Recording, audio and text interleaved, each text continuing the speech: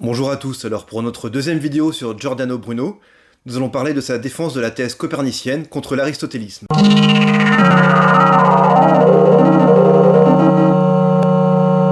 Nous l'avons vu, Giordano Bruno est un penseur humaniste de la fin du XVIe siècle.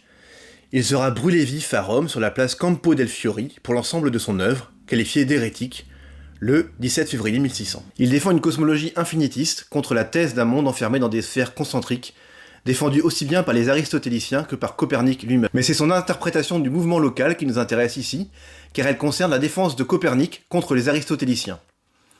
En effet, nous l'avons vu, pour Aristote, une pierre lâchée d'une certaine hauteur tendra à rejoindre en ligne droite son lieu naturel, la Terre. Et c'est cette précision, en ligne droite, qui nous intéresse ici. Que se passe-t-il en effet si ce même objet est emporté dans un mouvement autour de la Terre, par exemple s'il est lâché du haut d'un mât d'un bateau en mouvement à vitesse constante? Pour les aristotéliciens, la pierre tombera en ligne droite vers le centre de la Terre.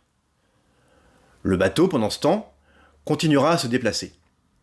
La pierre devra donc tomber derrière sa position initiale, derrière le mât. Pour Giordano Bruno, ce n'est pas le cas. Le mouvement du bateau, sa vertu, aura été imprimé dans la pierre. Celle-ci continuera à avancer avec le bateau tout en chutant. Elle tombera au pied du mât. Mais que cela change-t-il pour notre cas, à savoir la défense de la thèse copernicienne?